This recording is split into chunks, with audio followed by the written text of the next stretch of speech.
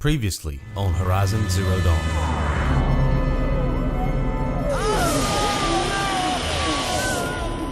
Aloy, I'm so sorry. Turn your face to the sun, child. I need the gate opened. Since when has any outcast's need been my concern? Since I was anointed a seeker. Now open the gate. You? A seeker? Have Tirsa and Jezza gone insane? Bad enough that they let you run in the proving. But to nurse you back to health inside the sacred mountain? No wonder a curse is upon us and children lie dead under cairns of stone. If you think Tirsa and Jezza are traitors, why don't you head up the mountain and say that to their faces? Or do you only talk big when your superiors aren't around? I am the Nora war chief. And I am a seeker, so do as you're told and open the gate. The sooner you're gone from here, the better. What was that?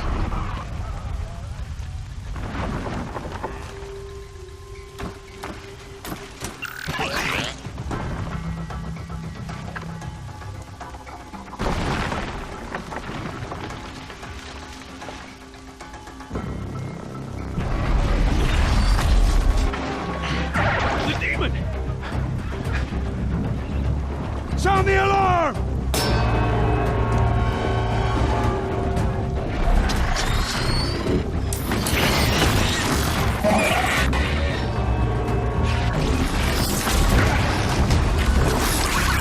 By the goddess, what's it doing to them? Taking control.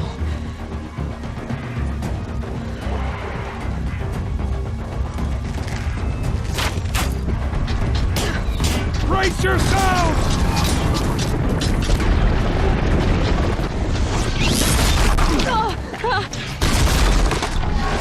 What have you brought on us now, like this curse? Kill them, Braves! Kill them all! So this was the first combat scenario where I said to myself, you know what, I want to find that sweet spot. I want to find that magical spot on the map that the developers didn't think about and utilize that to my advantage to get through this combat scenario. You're going to be attacked by, I think it's maybe 5 machines here. One big machine, which they call the demon, and then a bunch of other, I think they're striders, just small machines, nothing to worry about. And this is my spot. I spent about 30-35 minutes here in my first run just testing out a bunch of different spots. Some of the spots on this map they look like they're gonna stay there forever, but when they shoot it, when the enemies shoot it, it goes away. And so it's not viable for what I'm trying to do. Which is kind of break the AI, and that's what I'm doing here. A lot of times these games will, especially like shooter games, first-person shooter games, will put you in a scenario where you are surrounded by teammates, helpers, and they give you this feeling like you got to go in there and dominate, but you don't. Anytime a game gives you AI teammates, 9 times out of 10, they just do all the work for you. It's possible for them to do all the work for you in some cases. And I think in some of these games, the developers will have it to where your character has to put the final piece of damage on the enemy. So if you got AI teammates, they'll take out 12 people and there's that one dude left. You have to kill that one dude before you can advance. But at that point, it's simple, right? Because you only got one dude to kill. And so I always utilize that in games, and I figured I would show you guys this spot. I did get through this. Even after I found this spot on my first run, I didn't kill the enemy. I did enough damage to where I knew this spot would be viable, and then I just restarted my checkpoint and then beat this stage, or beat this area using nothing but like melee and bow, flipping around, hopping around, doing a bunch of stuff like that. But I really wanted to show this off here because I feel like this to me is how you conquer a game. When you make the game, when you put the game in a position where it virtually cannot beat you.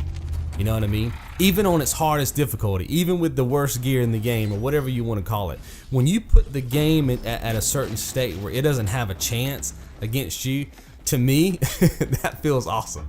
And there, like I said, there's a certain level of awesome that goes along with leveling up your character to max stats and getting the best gear and grinding for that best weapon or whatever, and then going in there and just killing the boss in 3 hits. You know what I mean? Yeah, that's appealing too. I like that kind of gameplay, but for me, this to me is the magical moment in games where you can say to yourself, the developer, with all their 3 or 4 years, I don't know how long this game's been in development, but you get what I'm saying, 2 to 4 years of development, this is what I came up with to defeat them. You know, crouching behind this post or whatever you want to call it.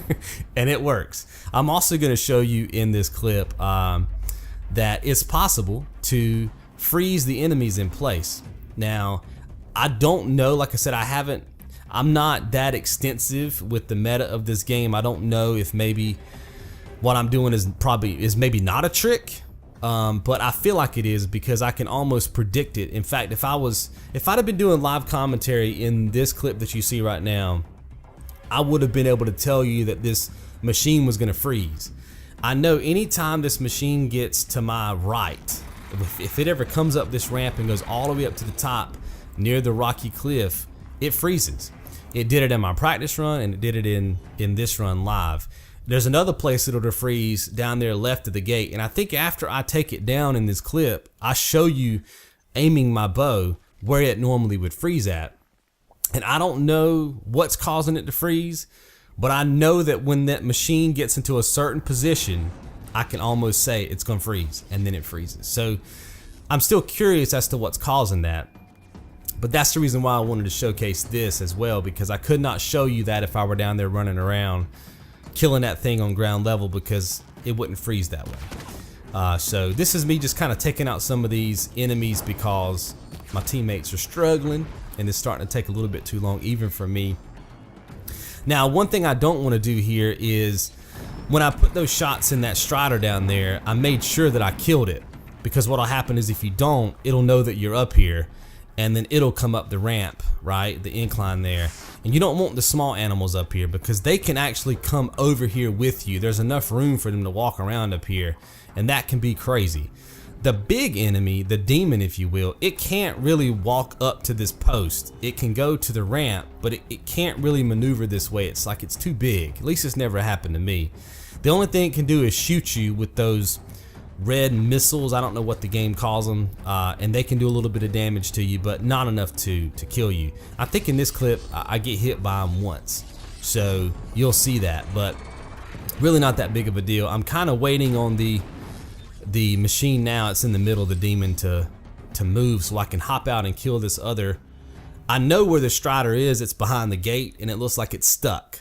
Looks like it's stuck behind the gate, so there's no way that I'm going to be able to get past this scenario because nobody can really get to that thing. It's hard for my AI teammates to hit it, and obviously I'm not going to be able to hit it from here. So, but I'm waiting for the demon to move. I don't want the demon to come up here quite yet, and I just want to see how it's back behind the gate. Now it's out again, and I knew that if I moved out, it would come out. That's another thing about this game too, is a lot of times where you put your body on the map, this is with all games, tends to dictate where the enemy puts themselves on the map. And there's some flames that it was. I see that. That's what I'm saying. Once I moved out of that position, now it knows I'm up here. But luckily, I was able to kill that strider, so now I don't care that it knows that I'm up here. Now I'm just pushing for it to freeze.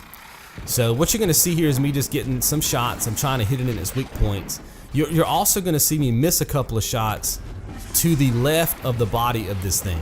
This happens later on in the run too, where I shoot to the left of it, because a lot of times when you shoot to the left of the machine, it will go to the right. If you shoot to the right of the machine, it goes to the left, and that's if you miss. And I don't know if that's just me being lucky, but I feel like it's me kind of telling the machine to go this way, right? Do this thing. You'll see that, especially there's going to be another fight later on where we have to fight, I think, 2 of these and a bunch of humans, and you'll see me keep pushing them to a certain direction of the map by missing shots to the left or to the right, and I'll point it out when it happens, and you'll see that I feel like I'm manipulating the AI to do what I need them to do, and you'll see that very clearly in that fight. Plus in that fight we freeze another one of these bad boys, another the same machine, we freeze it in the back corner of the map and just kill it. It never even fires. And that's one thing too that I'm wondering about when these machines freeze, because not only do they freeze in place, they don't fire any more weapons off at me. They just freeze, like legitly freeze, and they will not move and they will not attack, which is kind of cool, right, for us. But I don't, like I said, I don't know if it's a glitch or if it's something that I'm causing them to do based on where I am on the map, because I would suppose that the enemy doesn't expect me to be here. So I don't know if it's just moving to a spot on the map trying to kill me, and then all of a sudden, I guess it's not programmed to be there, so it sticks. I'm not a developer, but that's just kind of what's going on in my mind. And this is it, he's stuck. And I knew that if he came up here, he was gonna get stuck. And that's what I was wanting him to do, and that's what he did. And now, he just sits there and takes 24 damage to the eye, and that's the fight.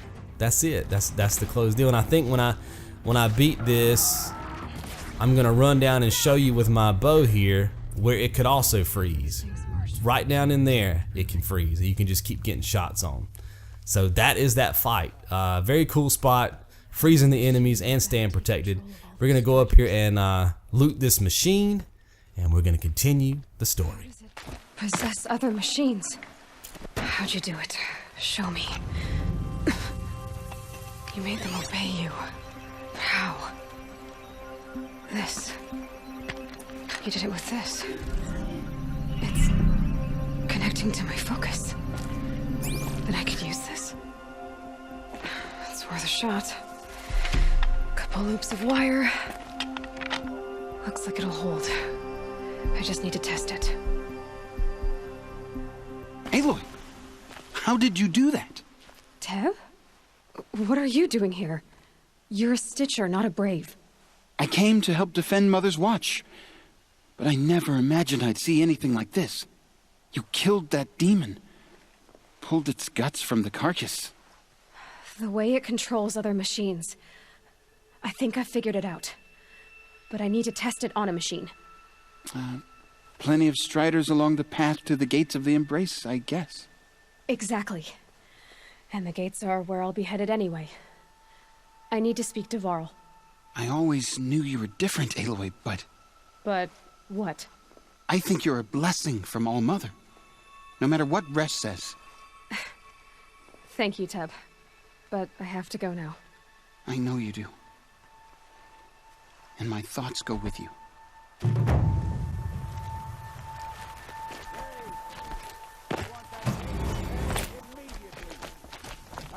I need to find a machine. Test this override device.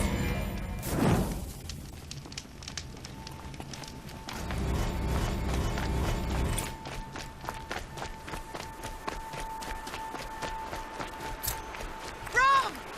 It's your sister, Olara!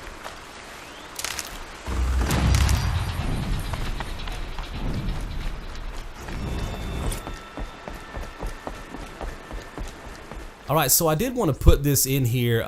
This is actually part of the storyline where you have to override a strider. You can actually hack into these machines, and then you can ride them. They're mounts. And this is, I guess, technically a stealth section, but this does not disqualify me from my challenge, because I'm not killing the machine. And you're going to see right here that I mount the machine, mount the strider, and then I just hop off because it's telling me to mount the thing, and then I just hop off. I personally don't like riding the mounts, at least not for what I'm trying to do in this game, because I need to be able to pick up resources. And to my knowledge, there's not a way to pick up resources while you are riding a mount, unless maybe it's in your skill tree. And I've never really looked at the skills, to be honest with you, just a couple.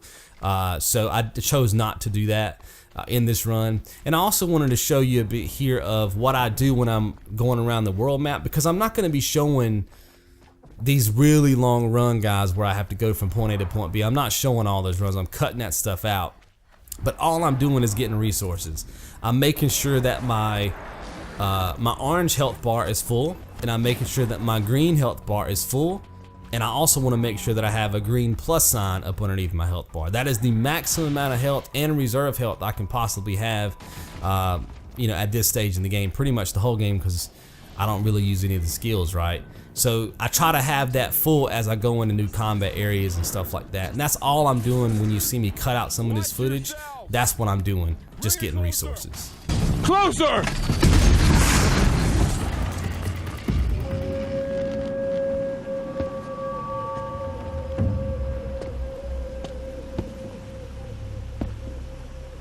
Varl, I take it? Aloy. The outcast who won the proving. So you survived your wounds. High Matriarch Tirsa said you might know the way to Meridian. The capital of the Carja Sundom? You seek exile? No, a traitor named Olin. The Matriarchs made me a seeker so I could go after him. Well, then you should head north to Mother's Crown. If you make it, talk to Maria. She'll point the way. If I make it? The trail is dangerous. Ever since the War Party massacre, our lands go unpatrolled, and our borders unguarded. We have no war chief to lead us. Isn't that Resh's job? Ugh. Only because Sona went missing. Now, I'd go after her myself, but she ordered me to hold this gate with my life. And so I have. I should be on my way. Aloy, before you make the journey to Mother's Crown and beyond, is there any chance you could search for Sona? The tribe needs her leadership. I'd go after her myself if she hadn't commanded me to hold this gate at all costs. Where was she last seen? The War Party massacre site. A wooded hollow across from Devil's Thirst on this side of the river. You might be able to pick up her trail there. She went after the killers who attacked the Proving, who killed those we love, who tried to kill you. I get it, Varl. I'll see what I can do.